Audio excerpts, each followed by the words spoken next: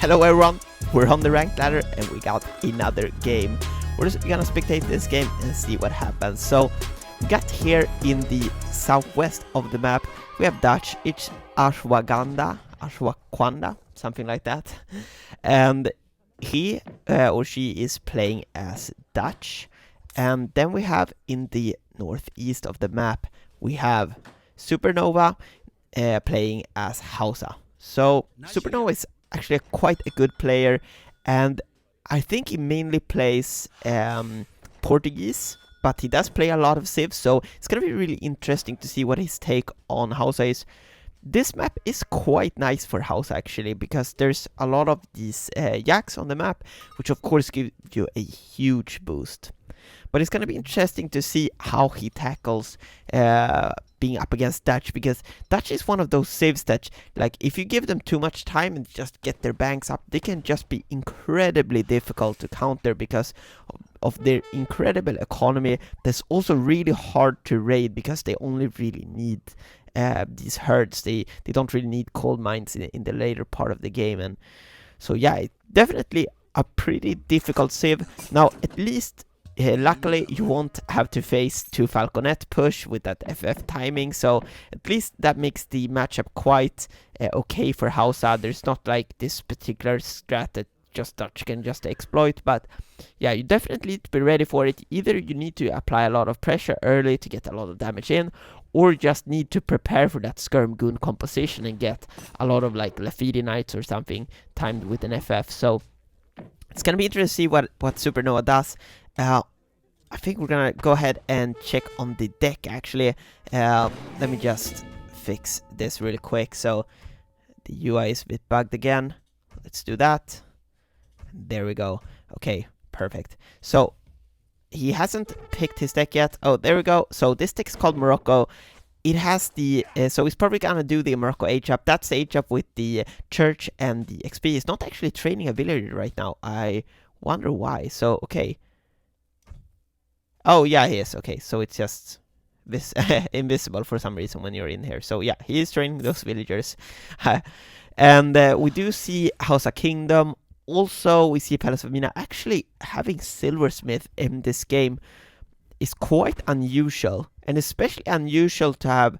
I think if you want to go for Silversmith, I would go all the way and also have the Masina Madra card, or whatever it's called in H3, that gives you like 30% extra gold gather rate near universities. Just double down on that multiplier.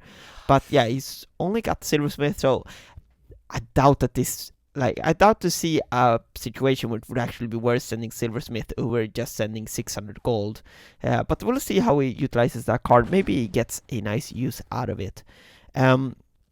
Otherwise, quite standard deck. It does have the Rifleman card, and this card was actually quite recently added. It's a team card, but it's actually really good. I think it actually is quite valid to have this in a lot of decks, and for Hausa it gives you 15% extra damage on rifle units. So that's the Akan and the Corsair marksmen mainly. So also, of course, it would buff the Magadai as well, I guess. So we could actually see some Corsair marksmen. Now, Corsair marksmen have kind of fallen out of favor. People don't really seem to use them a lot. They're quite bad just because they take 2 pop. I think if they take 1 pop, a lot of people would probably use them, but as it stands now, the fact that they cost 2 pop is just really detrimental, because their stats just really don't reflect that, and also they have a really heavy coin cost. So yeah, and of course coin is just more valuable than food, right? Because your food gather rate is just a lot better than your coin gather rate. Just look at this, like 0.95 right off the get-go, and here we have 0.6. So yeah, food is just a lot easier to come by, especially as Hausa, where you have multiple food upgrade cards also to buff that, and also the granary. So yeah, it's just a bit awkward, I think, to go for the Corsair marksman, but we'll see what he does. So he did macro for that university, getting a TP here in transition, also getting the trading post here. So I kind of like this start actually. I think this is a great start. You'll get that university with that really nice trickle of influence with that extra trading post. And we do see the Berbers on this map, and the Berbers are actually a really good native.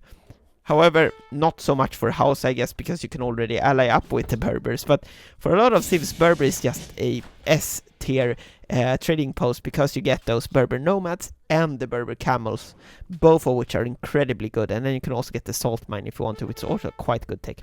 So this is really interesting. Okay, so this card is not the card you see a lot. So he has this 3 trading post builders, and on this map this is actually really good, because he's gonna be able to get this whole trading line. And if he can just sneak in an upgrade now to get this caravan trade here, that would be epic. So if he just sell for some wood and do the caravan trade now, I think that would just be incredibly good, because that would mean that it would have a full stagecoach really early actually.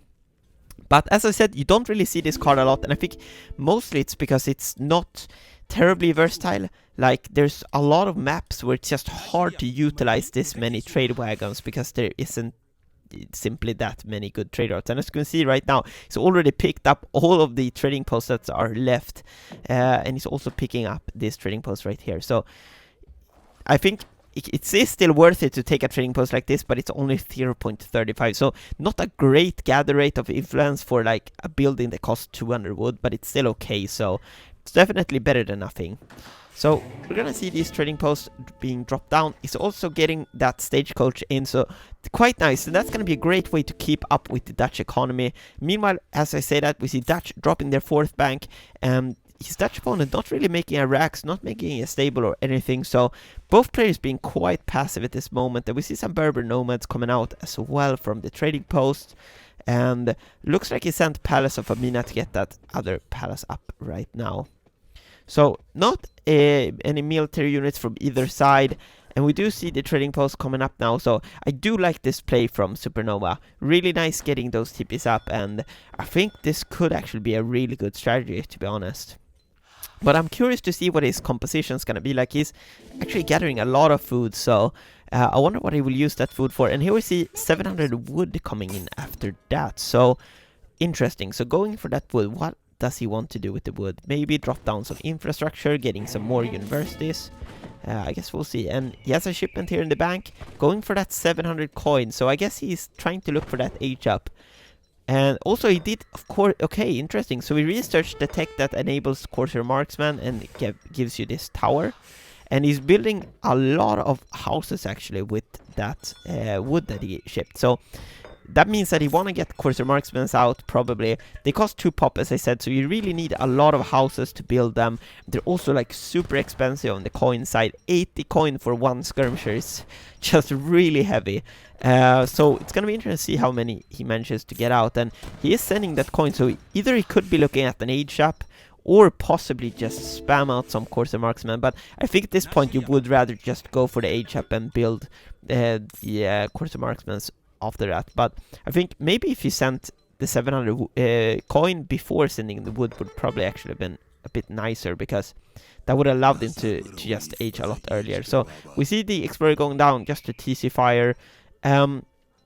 The H-up is coming in now, and he does have all of these trading posts on influence, so he's just getting a huge amount of influence. And if you haven't seen my guide on influence, you should definitely check it out. But in that guide I really show how incredibly good this TP line is. Like, the TP line is hands down the best way to get the influence. As you can see, just getting that 58 influence each time. Now he's actually switching into wood. I guess he wants to get some more houses down, but yeah, I guess he got the influence he needed to get what he wanted. But having that influence is just incredibly good. So we're gonna see that age up come in. It's gonna be Songhai. Meanwhile, let's take a look at the Dutch player. The Dutch player is almost up. He's going with the Exiled Prince, so going for that fast age up. He still doesn't have any production buildings, and also floating a bit of resources. So ideally you would definitely have a barracks already and training some units in transition. It's also a house here, so quite awkward with the micro here, macro actually. So I think the Dutch player just pretty needs to get a lot more people on wood actually. So yeah, bit of a mistake there. And we see the first card for Hausa here is gonna be 3 griots, switching all the tip lines to coin. I guess you're gonna throw down some buildings down and make these Corsair marksmen. So there we see some Corsair marksmen coming out. I think these are yeah, he's working on the upgrade as well. So nomadic bandits, that's gonna be, I think it's 20% attack, 20% hit points, or maybe it's 15, I'm not quite sure. But that will essentially make them pretty much as good as an H3 skirmisher from Dutch, I think. But then, of course, in his deck, he also has the this rifleman upgrade, 15% more ranged attack, and then he has, of course, the Sicilian Kingdom, which is 15-15. So Sicilian Kingdom is actually a really good card if you go for the Corsair marksmen. So we'll see if he does that. Also, that 40% range instead of just 30 is quite nice as well. We see the grids coming out from the 5 grids and 5 villagers card. Quite a nice card. So he's definitely looking like he's in a good spot, and he's training some of these Berber camels, which will actually be really good composition here, because that is essentially his way of getting a Skirmgoon composition. And the Berber camels are just really nice because they can really take on Hussars in melee, because they're actually their best, their multiplier is in melee. Of course, they are melee units, so that's actually really good because it really allows you to not be stopped by your stars. Like otherwise, it's really difficult when the stars get on your skirmishers. Meanwhile, seeing double racks being dropped here from Dutch player, I guess he's gonna go full skirm production, and he's actually going up to the H4. So this is extremely greedy from Dutch here, just going up naked to H4, building a church. I think he's probably gonna want to get those church techs. Yeah, he has the religious freedom in, so yeah, he's gonna want to get those church techs. Also aging up with the tycoon, so that means he's gonna get a lot of coin. Going for coffee trade as well, which I think reduces the HP of banks, if I'm not mistaken, and you get 2 extra banks that you can put down. This card was actually recently changed, so it's actually a really good card for a late game now. And we see halberdiers coming out, so going for those halberdiers, and we'll see what he gets here. He has the red lancers, which is quite a nice card, and I guess he's gonna want to go for the blue guards. Yeah, 2,000 coin maybe. So interesting strategy there. That seems to be a lot of anti-cav though. I'm not really sure how well those gonna pair with the halberdiers, but maybe he wants to go for the 2 heavies.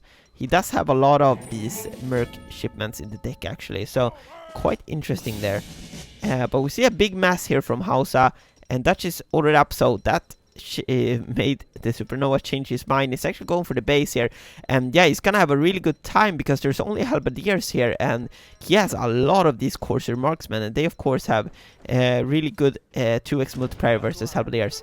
However, as you don't have the arsenal as Hausa until H5, it's just really awkward not having access to that counter infantry rifling tech, and this is just getting great value here, just killing all of these halberdiers for free, and there's really nothing to protect the halberdiers.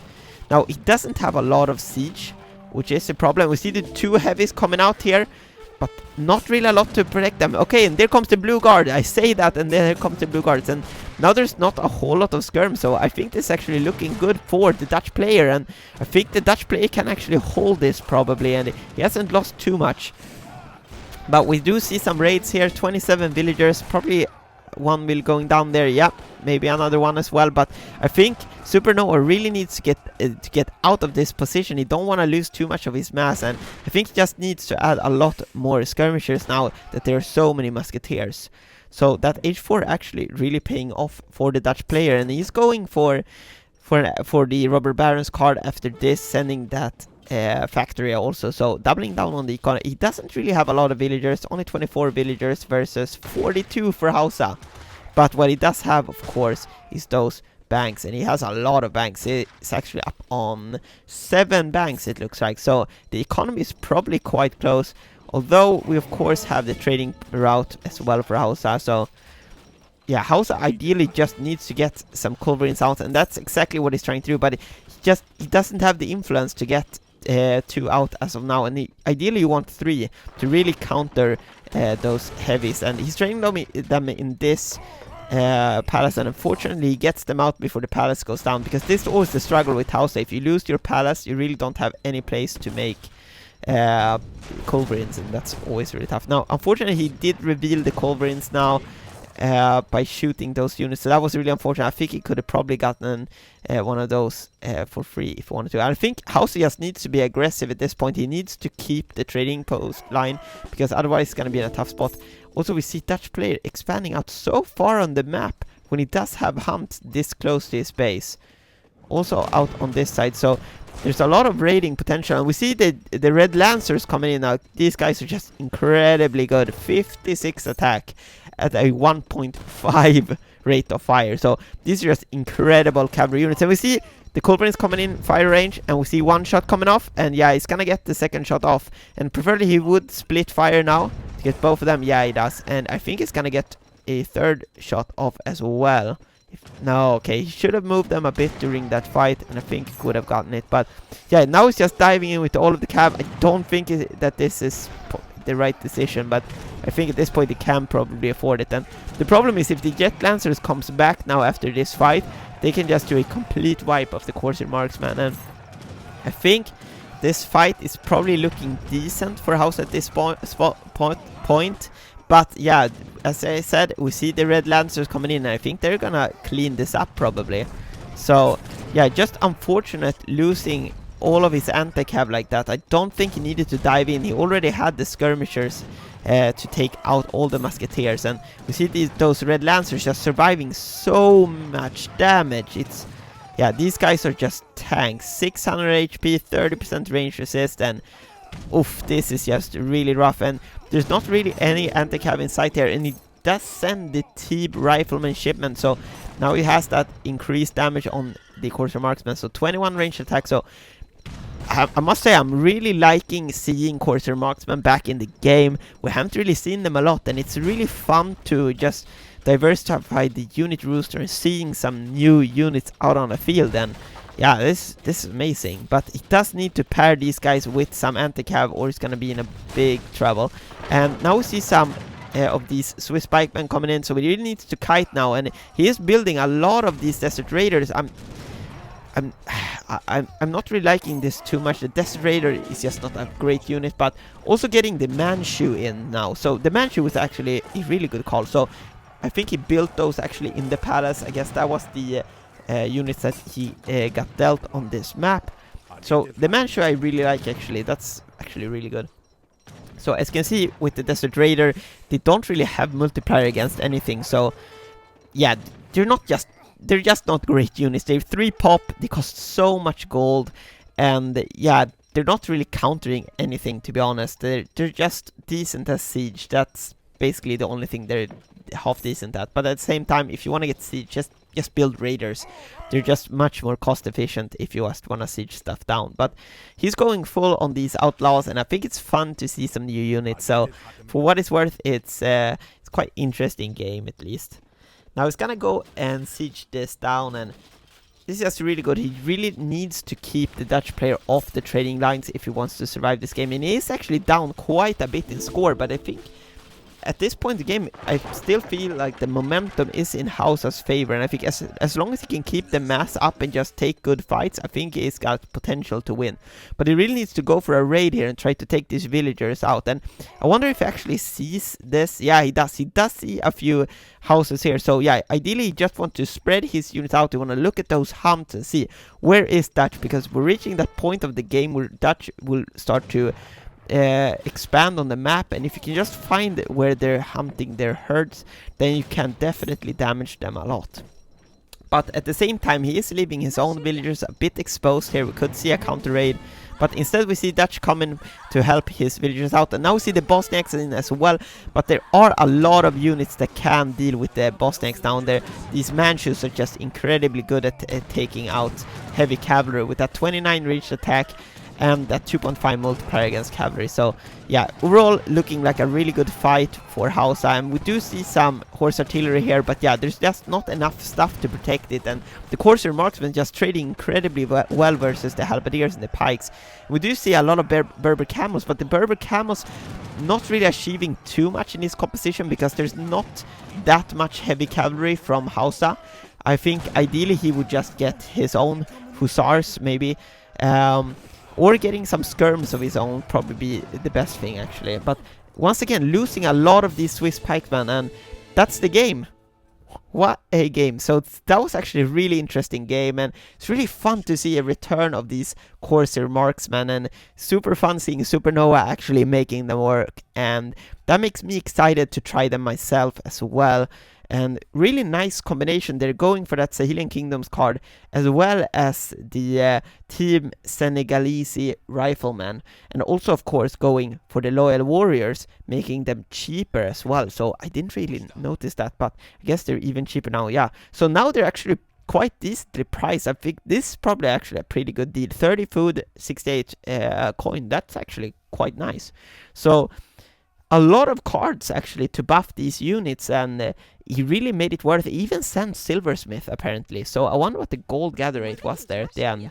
So 0.78, and for the Bourbon Nomad 0.98. So not great gathering on gold. And yeah, I don't know, Silversmith probably a bit too much, but yeah, just making the Corsair marksmen work, taking some great trades and finding this huge raid at the end. So it really shows you how you can play against Dutch, and really just try to use the right unit composition. We saw a lot of halberdiers and pikes, and they just didn't achieve much against this composition with Skirmgoon essentially.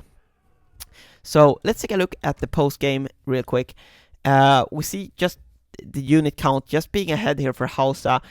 I guess we should look at the military unit count, is probably more criterion. We see actually Hausa taking a pretty bad fight here with the HAP, but at the same time taking a pretty good trade just before that, and but then just managing to keep the mass up and just taking these trades, and then here at the end, of course, it took a really good fight. So yeah, overall really good trades for Hausa, and I think that really made a difference. Also getting a lot of villagers out, also raiding actually a lot. I didn't really realize it, but I guess Dutch actually lost, what is that, 7 villagers here? Yeah, looks like it's 7 villagers, and then a lot here at the end, of course. But yeah, killing those 7 villagers is actually really huge. And let's take a look at the old resource. Yeah, so you can see it's actually really quite close on the resource graph, and that's really the power of the stagecoach.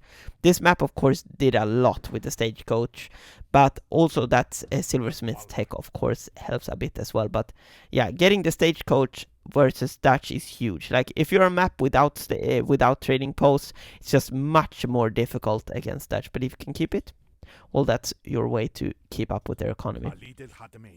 So anyways, GG's, and I see you guys in the next one.